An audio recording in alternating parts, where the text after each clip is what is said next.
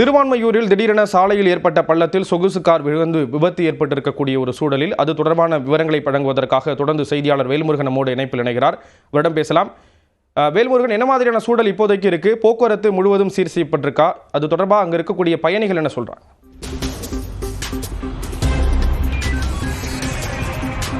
ஸ்ரீராம், மீண்டும் சென்னையினுடைய வாகன ஓட்டிகள் அச்சப்படக்கூடிய வகையில் ஒரு பிரம்மாண்டமான பள்ளமானது தற்போது திருவான்மையூரில் இருக்கக்கூடிய ஒரு பிரதான சாலையில் தற்போது ஏற்பட்டிருக்கிறது.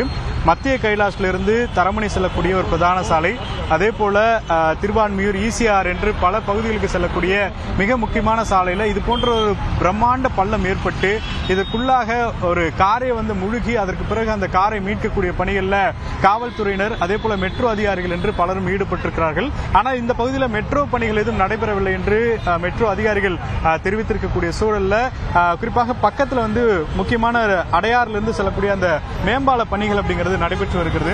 இதன் காரணமாக இந்த பகுதியில் தற்போது ஒரு பிரம்மாண்டமான பள்ளமானது ஏற்பட்டது. இது தொடர்பாக தற்போது அந்த வாகனத்தை இயக்கிய அவரோட பேசலாம். இப்போ ஓரளவுக்கு அவர் ஓகேவா இருக்காரு. அண்ணா வணக்கம்ண்ணே, என்ன நடந்துச்சுன்னு அப்படியே சொல்லுங்க. அதான் சரி, இப்போ சோழினில் பிக்கப் பண்ணிருந்துச்சு கஸ்டமரை சென்ட்ரல் போகிறதுக்கு. ஒரு 5 நிமிஷத்துக்கு பிக்கப் பண்ணிருந்தேன். இங்கே வரும்போது சிக்னல் உண்டுது. அதுக்கப்புறம் இன்னும் திருப்பி சிக்னல் போட்டாங்க, பஸ்ஸு முன்னாடி போச்சு. அதுக்கப்புறம் நான் கொஞ்சம் தூரம் மூவ் பண்ணேன். மூவ் பண்ணோன்னா லைட்டாக இதாச்சு, ஜர்க்காச்சு வண்டி. சரி, ஏதோ கட்டையிடம் போகுதுன்னு கொஞ்சம் பார்த்தா அதுக்கப்புறம் ஃபுல்லாக சாஞ்சி ஃபுல்லாக வண்டியில் எத்தனை பேர் இருந்தீங்க? எப்படி இருந்துச்சு அப்போ? ஒரு ஹஸ்பண்ட் ஒய்ஃபு 2 குழந்தைங்க, நான் 5 பேர் குழந்தைங்களா இருந்தாங்க. ஆமாம், ஒரு பையன் ஒரு பொண்ணு, ஹஸ்பண்ட் ஒய்ஃப், கேரளாக்காரங்க. ஓகே, எங்கிருந்து வர்றாங்க அவங்க? சோழினூர், அவங்களும் சோழினூர் தான் வராங்க. எங்கே போகணும் அவங்க? சென்ட்ரல், ஏதோ கேரளா போகிறாங்க, மலையாளிஸ் அவங்க. ஆனால் நல்வாய்ப்பா யாருக்கும் எதுவுமே இல்லை.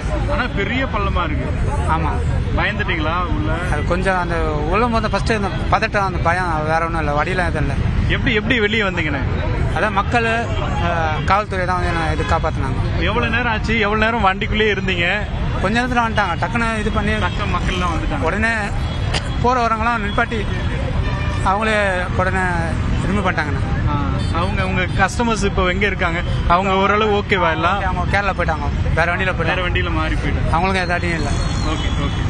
ஸோ சென்னை வாகன ஓட்டிகள் மத்தியில் ஒரு பெரிய அச்சத்தை ஏற்படுத்தக்கூடிய வகையில் ஏற்கனவே நம்ம அண்ணா சாலையில் பார்த்தோம். மெட்ரோ பணிகள் காரணமாக தொடர்ந்து இது போன்ற ஒரு பெரும் ஆபத்து என்பது ஏற்பட்டது. குறிப்பாக ஒரு பேருந்தும் ஒரு காரும் இது போன்ற ஒரு பெரிய பள்ளத்தில் சிக்கியதை பார்த்தோம்.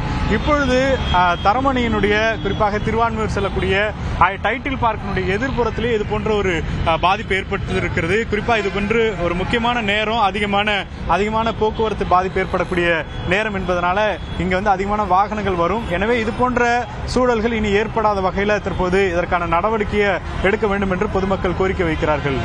ஸ்ரீராம், விரிவான தகவல்களை கொடுத்தீங்க. நன்றி வேல்முருகன்.